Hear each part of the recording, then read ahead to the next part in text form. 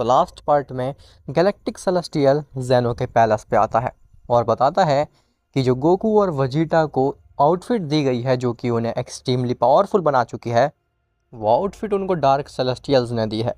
अब उसके आगे, लेकिन उससे पहले तुम वीडियो को लाइक करो, और अगर तुम्हें ऐसी ही स्टोरीज़ और मूवीज़ देखना पसंद है तो चैनल को भी सब्सक्राइब कर देना ताकि आगे आने वाली वीडियोस तुम्हें सबसे पहले मिल सकें।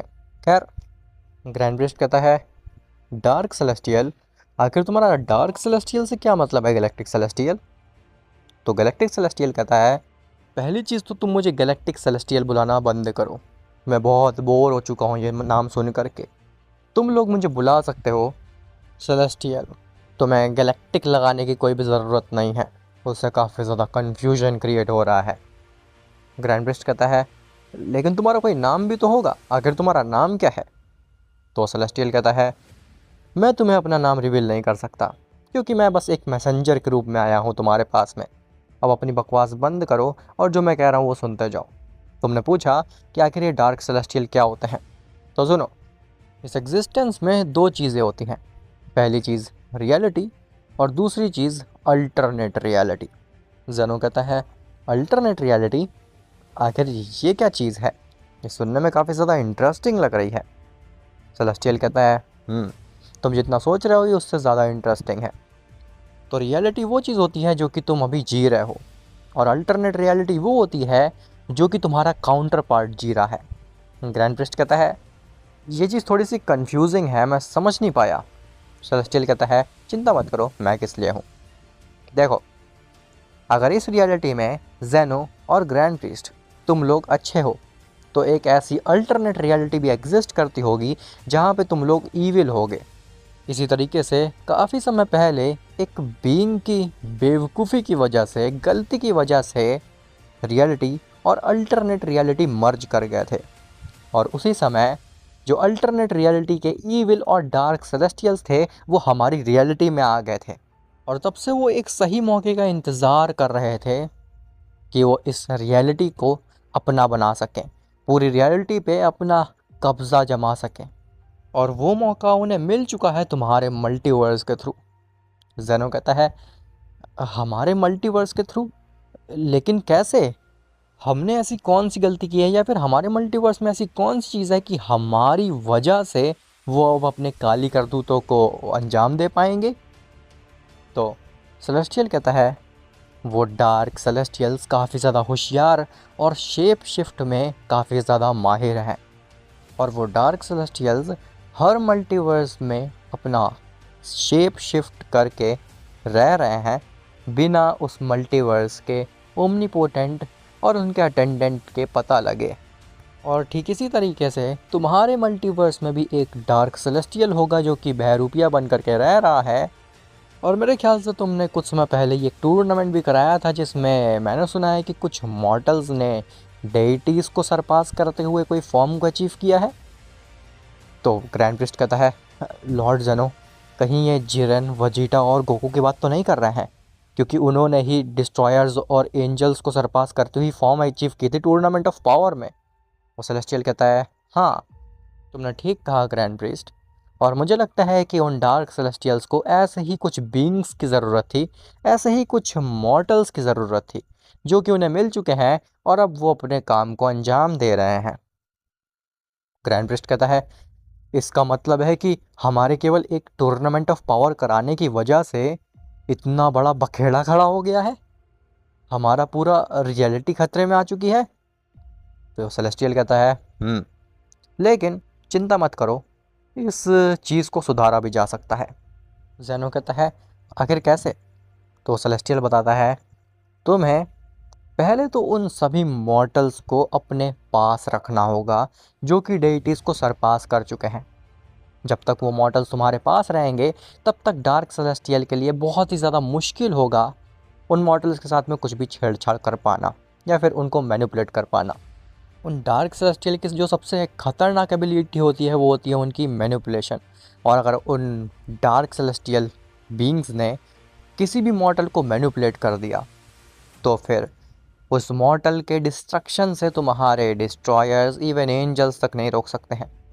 तो पहली चीज़ तो तुम्हें यही करनी है कि उन मॉर्टल्स को जिनकी भी तुमने अभी बात की टूर्नामेंट ऑफ पावर में जो कि सबसे ज़्यादा स्ट्रांग थे, उनको अपनी निगरानी में रखो।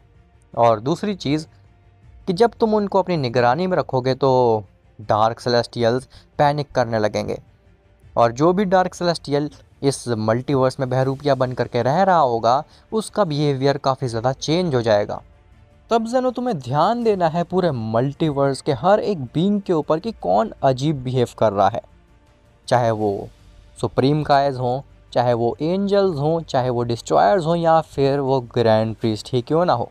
तुम्हें हर बीइंग के ऊपर नज़र रखना है, क्योंकि वो डार्क सेलेस्टियल कोई भी हो सकता है, और ग्रैंड प्रीस्ट कोई भी से मेरा मतलब है कोई भी, ज़ेनो भी। इसलिए तुम्हें भी हर बीइंग के ऊपर नज़र रखनी है, फिर चाहे वो लॉर्ड ज़ेनो ही क्यों ना हो। और हाँ, मैं इस मल्टीवर्स में आता रहूँगा, तुम मुझे अपडेट्स देते रहना कि आखिर क्या प्रोग्रेस की, क्या तुम्हें उस डार्क सेलेस्टियल के बारे में पता चला, और आखिर वो मॉर्टल्स कैसे बिहेव कर रहे हैं। ज़ेनो कहता है ठीक है ग्रैंड प्रिस्ट, सबसे पहले तो तुम जाओ और जा करके गोकू, वजीटा, जीरन, टोपो, इन सभी को यहाँ पर लेकर के आओ। ग्रैंड प्रिस्ट कहता है जी माय लॉर्ड, जैसा आप कहें। जिसके बाद ग्रैंड प्रिस्ट तुरंत जाता है अर्थ पे, अर्थ से वो गोकू, वजीटा को और यूनिवर्स 11 में जा करके वो टोपो और जीरन को लेकर के आता है। गोकू, वजीटा जैसे ही ज़ेनो की पैलेस पे पहुंचते हैं, वो वहाँ पे जीरन और टोपो को देख करके एक्साइटेड हो जाते हैं। गोकू कहता है ओ जीरन, टोपो, तुम्हारे यहाँ पे कैसे आना हुआ? क्या तुमने हमें यहाँ पे बुलाया है? क्या तुम हमें चैलेंज करना चाहते हो? चिरन कहता है "हाँ, मुझे कोई इंटरेस्ट नहीं है तुमसे फाइट करने में गोकू, और मैंने तुम्हें यहाँ पे नहीं बुलाया है। लॉर्ड ज़ेनो, आखिर आपने हमें यहाँ पे क्यों बुलाया है? ज़ेनो कहता है जिरन, टोपो, गोकू और वजीटा, तुम चारों ही टूर्नामेंट ऑफ पावर के सबसे स्ट्रॉन्गेस्ट कैरेक्टर्स थे, जिन्होंने डेटीज़ तक को सरपास कर दिया था टूर्नामेंट ऑफ पावर में। और अब हमारे मल्टीवर्स में एक बहुत बड़ा खतरा आ चुका है। गोकू, तुम्हारे पास में जो आउटफिट है वो आउटफिट तुम्हें डार्क सेलेस्टियल ने दिया है। गोकू कहता है डार्क सेलेस्टियल, आखिर ये कौन है? तभी वजीटा कहता है ओह लॉर्ड ज़ेनो, मैं आपको बताना ही भूल गया कि मुझे भी वो आउटफिट मिल चुका है, और मैंने भी उस आउटफिट को पहन लिया, और अब मैं भी कैकरॉट जितना स्ट्रॉन्ग बन चुका हूँ। ज़ेनो कहता है बेवकूफ़, तुमने इतनी बड़ी मिस्टेक कर कैसे दी? तुम्हें उस आउटफिट को नहीं पहनना चाहिए था, उससे पहले तुम्हें उसे मेरे पास लाना चाहिए था। वजीटा कहता है लेकिन लॉर्ड ज़ेनो, प्रॉब्लम क्या है? कैकरॉट ने भी तो उस आउटफिट को पहना हुआ है और उसे कोई भी प्रॉब्लम नहीं हो रही है, तो फिर मैंने भी पहन लिया, इसमें क्या मिस्टेक हो गई मेरे से? ज़ेनो कहता है खैर रहने दो ग्रैंड प्रीस्ट, तुम इन्हें सब कुछ एक्सप्लेन करो जो भी हमें सेलेस्टियल ने बताया। तो ग्रैंड प्रीस्ट सब कुछ बताता है, जो कुछ भी वहाँ पे हुआ, कि एक सेलेस्टियल आया, उसने डार्क सेलेस्टियल के बारे में सब कुछ बताया, रियलिटी और अल्टरनेट रियलिटी सब कुछ। तो गोकू, वजीटा, जिरेन और टोपो भी इस बात को सीरियसली लेते हैं, और वो अपनी रियलिटी को बचाने के लिए ज़ेनो के पैलेस पे ही रहते हैं। जिरेन पूछता है लेकिन लॉर्ड ज़ेनो, आखिर आप ये गोकू, वजीटा, ये आउटफिट, ये सब क्या चीज़ है? हमें ये नहीं समझ में आ रहा है कि आखिर ये आउटफिट क्या है। वजीटा कहता है "हाँ, जिरन, तुम हमसे खुद फाइट कर लो और जान लो ये आउटफिट है क्या चीज़। जिरन कहता है तुम मुझे चैलेंज कर रहे हो, एक प्राइड ट्रूपर को। अब मैं वो जिरन नहीं रह गया जो कि टूर्नामेंट ऑफ पावर में था, मैं उससे कई गुना ज़्यादा स्ट्रांग बन चुका हूँ। क्या तुम्हें सच में लगता है कि तुम एक आउटफिट के भरोसे मुझसे जीत सकते हो? हाँ, मजाक कर रहे हो। वजीटा आ गया था और कहता है लॉर्ड ज़ेनो, क्या मैं जिरन से फाइट कर सकता हूँ? ज़ेनो कहता है ठीक है, वैसे भी मैं बहुत ज़्यादा बोर हो रहा हूँ, तुम लोग फाइट कर सकते हो, और गोकू अगर तुम भी चाहो तो तुम भी फाइट कर सकते हो। गोकू कहता है नहीं लॉर्ड ज़ेनो, मुझे भी कोई भी इंटरेस्ट नहीं है फाइट करने में, मुझे आराम करना है। अभी कुछ समय पहले ही मैंने वजीटा से फाइट की थी और अब मैं बहुत ज़्यादा थक चुका हूँ। ज़ेनो कहता है एज योर विश गोकू। जिसके बाद वजीटा और जिरन आमने सामने आ जाते हैं, और टोपो और गोकू एक दर्शक बने देखते हैं उनकी फ़ाइट को। जिरन कहता है क्या तुम रेडी हो? वजीटा वहाँ पे हाथ बांध करके खड़ा हो जाता और कहता है जब भी तुम्हें कंफर्टेबल महसूस हो तुम मेरे ऊपर हमला कर सकते हो जिरन। मैं रेडी हूँ। जिरन कहता है तुम कुछ ज़्यादा ही ओवर कॉन्फिडेंट हो रहे हो वजीटा, और मैं तुम्हारा ये ओवर कॉन्फिडेंस अभी तोड़ देता हूँ। ऐसा बोल करके जिरेन अपनी पूरी स्पीड से जाता है वजीटा के ऊपर हमला करने के लिए, लेकिन वो वजीटा के नज़दीक तक नहीं पहुँच पाता। जिरेन का जो पंच होता है वो वजीटा से 1-2 मीटर दूर ही रुक जाता है, मानो कि जिरेन एक शील्ड से टकरा गया हो और उसका पंच उस शील्ड को पेनिट्रेट ना कर पा रहा हो। जिरेन कहता है, हैं, ये क्या चीज़ है, आखिर मैं तुम्हारे नज़दीक क्यों नहीं आ पा रहा हूँ। जिसके बाद जिरेन और ज़्यादा ज़ोर लगाता है, लेकिन स्टिल वो वजीटा के नज़दीक नहीं पहुँच पा रहा होता। जिरेन कहता है, ये नहीं हो सकता, मैं तुम्हारे नज़दीक भी नहीं आ पा रहा हूँ, ऐसा कैसे हो सकता है, क्या इतने साल जो मैंने ट्रेनिंग की वो वेस्ट जाएगी, नहीं, मैं इतना कमज़ोर नहीं हूँ। ऐसा बोल करके जिरेन रेज करता और अपनी फाइनल फॉर्म में ट्रांसफॉर्म होता है। जिसके बाद वो दोबारा कोशिश करता है वजीटा के नज़दीक आने की, उसके ऊपर पंच मारने की, तो जिरेन हल्का सा तो आगे आ पाता है, लेकिन अभी भी वो वजीटा के ऊपर पंच लैंड करने से कोसों दूर था। वजीटा कहता है, हाँ जिरेन, मुझे लगा था कि तुम काफ़ी ज़्यादा स्ट्रॉन्ग होगे, लेकिन तुम तो मुझे छू भी नहीं पा रहे हो। मैं बोर हो रहा हूँ, जल्दी से मेरे ऊपर हमला करो, मुझे देखना है अगर तुम कितने ज़्यादा स्ट्रॉन्ग बन चुके हो। जिरेन कहता है, अपना मुंह बंद करो सेयन, अब मैं तुम्हें दिखाता हूँ अपनी न्यू पावर। ऐसा बोल करके जिरेन रेज करने लगता है और उसके आसपास जो रेड ऑरा होता है उसकी फाइनल फॉर्म का, वो रेड से कलर चेंज होकर के पर्पल हो जाता है। जिरेन कहता है, मेरी ये फाइनल फॉर्म है और इससे तो मैं तुम्हारे नज़दीक आ ही पाऊंगा और तुम्हें मार भी सकता हूँ वजीटा। ऐसा बोल करके जिरेन अपने पूरी पावर का इस्तेमाल करता है और दोबारा से वजीटा के नज़दीक जाने की कोशिश करता है। तो इस बार वो वजीटा के और नज़दीक पहुंच जाता है, लेकिन फिर भी वो वजीटा को छू तक नहीं पाता। वजीटा कहता है, बस बहुत खेल लिया मैंने तुम्हारे साथ जिरेन, अब तुम्हारा काम ख़त्म करने का समय आ चुका है। ऐसा बोल करके वजीटा अचानक से जिरेन के मुंह के सामने आता है और उसके स्टमक में इतनी ज़ोर का पंच मारता है कि उससे जेनो का पैलेस हाफ में स्प्लिट हो जाता है। इवन जिरेन भी काफ़ी घंटों के लिए अनकॉन्शियस हो जाता है, बेहोश हो जाता है। और जैसे ही काफ़ी घंटे बाद जिरेन होश में आता है तो उसे समझ ही नहीं आता है कि ये सब चल क्या रहा है। जिरेन होश में आता और कहता है, वो क्या था, ये सब तो एक सपने की तरह लगा मुझे, क्या मैं सपना देख रहा था ये सब, या फिर वो हकीकत थी। टोपो पूछता है, आखिर कैसा सपना जिरेन। तो जिरेन बोलता है, मैंने वजीटा से फाइट की और वजीटा के एक पंच ने लॉर्ड जेनो को पूरा पैलेस बीच में से स्प्लिट कर दिया और मुझे ऐसा लगा कि मानो कि मैं मर चुका हूँ। तो टोपो कहता है, जिरेन ज़रा अपने आसपास देखो। जिरेन जैसे ही अपने आसपास देखता है तो जेनो का पैलेस वाकई में बीच में से स्प्लिट हो चुका होता है और ग्रैंड प्रीस्ट उसको ठीक कर रहे होते हैं।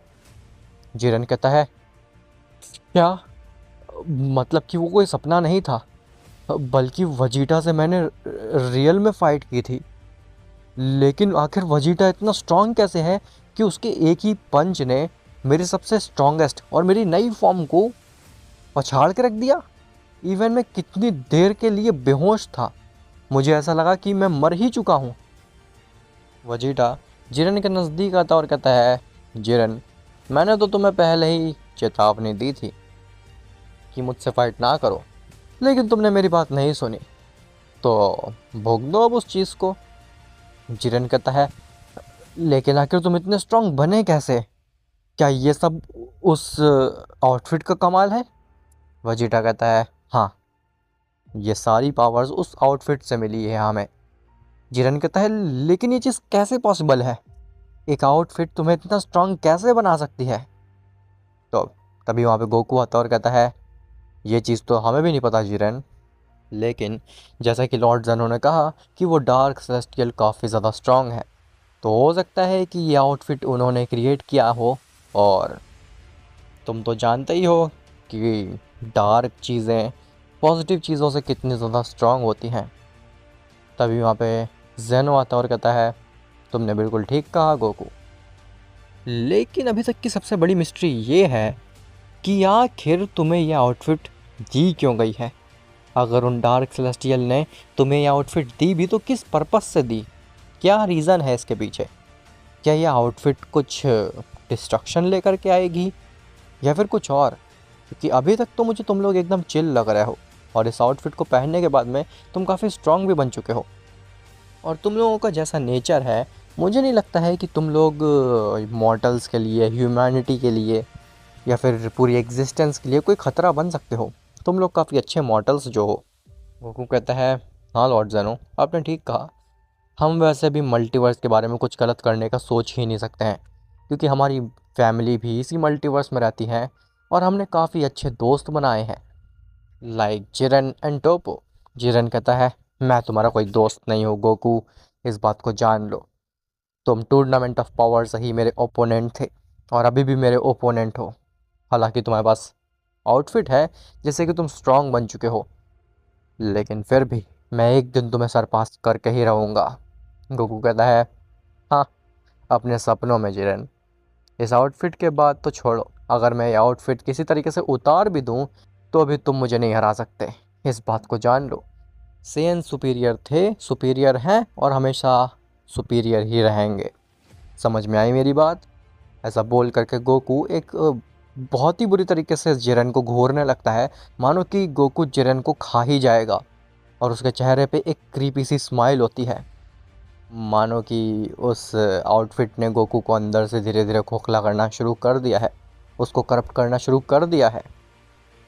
जिरेन जैसे ही गोकू की वो क्रीपी स्माइल और उसकी वो स्टेयर को देखता है, वो घबरा जाता है। जिरेन कहता है, ये क्या कर रहे हो तुम गोकू? आखिर तुम मुझे इतनी बुरी तरीके से क्यों देख रहे हो? तभी टोपो कहता है, बस करो, बहुत फाइट कर ली। लॉर्ड ज़ेनो, मुझे लगता है कि अगर हम सब साथ में रहेंगे तो जिरेन और इन दोनों सेंस के बीच में फ़ाइट होती ही रहेगी। इससे बेटर है कि हम लोग अलग अलग रहें। ग्रैंड प्रिस्ट कहता है, हाँ टोपो, तुम बिल्कुल ठीक कह रहे हो, मैं बार बार इस पैलेस को ठीक नहीं कर सकता हूँ। ज़ेनो कहता है, तुम ठीक कह रहे हो, लेकिन grand priest, tournament of power में और भी काफ़ी सारे मॉडल्स थे। एंड्रॉयड 18, एंड्रॉयड 17 जिसने कि टूर्नामेंट ऑफ पावर जीता भी था, और हिट, गोकू का बेटा गोहान, ये भी काफ़ी ज़्यादा स्ट्रॉन्ग थे। अगर वो नहीं होते टूर्नामेंट ऑफ पावर में तो फिर मुझे नहीं लगता था कि गोकू जीत पाता टूर्नामेंट को। मुझे लगता है ग्रैंड प्रिस्ट, तुम्हें उन्हें भी लाना चाहिए, क्योंकि वो भी काफ़ी ज़्यादा स्ट्रॉन्ग कैरेक्टर्स थे, क्योंकि डार्क सेलेस्टियल उनकी भी मदद ले सकते हैं। गोकू, वजीटा, जिरेन और टोपो और उन बाकी मॉडल्स में ज़्यादा डिफरेंस नहीं था। ग्रैंड प्रिस्ट कहता है, लॉर्ड ज़ेनो, आपकी बात बिल्कुल ठीक है। मुझे भी लगता है कि हमारे पास में जितने ज़्यादा मॉर्टल होंगे, हमारे पास उतना ही ज़्यादा चांसेस होंगे उस डार्क सेलेस्टियल और बहरूपिये को पकड़ने का। ज़ेनो कहता है, तुमने बिल्कुल ठीक कहा ग्रैंड प्रिस्ट, इसीलिए मैंने तुमसे कहा है इस बारे में। अब आखिर वो डार्क सेलेस्टियल है कौन? क्या वो मॉर्टल्स में से कोई है? क्या वो एंजल्स में से कोई एक है, या फिर डिस्ट्रॉयर्स में से, या फिर वो खुद ज़ेनो या ग्रैंड प्रिस्ट में कोई एक है? और आखिर वो आउटफिट क्या गोकू वजीटा को धीरे धीरे अंदर से करप्ट कर रही है या फिर नहीं? और आखिर डार्क सेलेस्टियल चाहते क्या है? क्या वो सच में एग्जिस्ट भी करते हैं, या फिर ये सब उस गैलेक्टिक सेलेस्टियल का केवल एक बहाना था, ताकि ज़ेनो का ध्यान सेलेस्टियल से हट सके, कहीं और पे डाइवर्ट हो सके और वो सेलेस्टियल्स धीरे धीरे करके मल्टीवर्स पे कब्जा पा लें? काफ़ी सारे सवाल हैं, लेकिन इनके जवाब तुम्हें आने वाले पार्ट्स में मिल जाएगा। और हाँ गाइज़, मैंने नेक्स्ट मूवी पे भी वर्क करना स्टार्ट कर दिया है, जो कि 26 को आने वाली है। और वो किस मूवी का सेकंड पार्ट होगी वो तुम्हें अगले पार्ट में मैं बता दूंगा। तो मिलते हैं तुमसे नेक्स्ट पार्ट में, तब तक के लिए बाय बाय।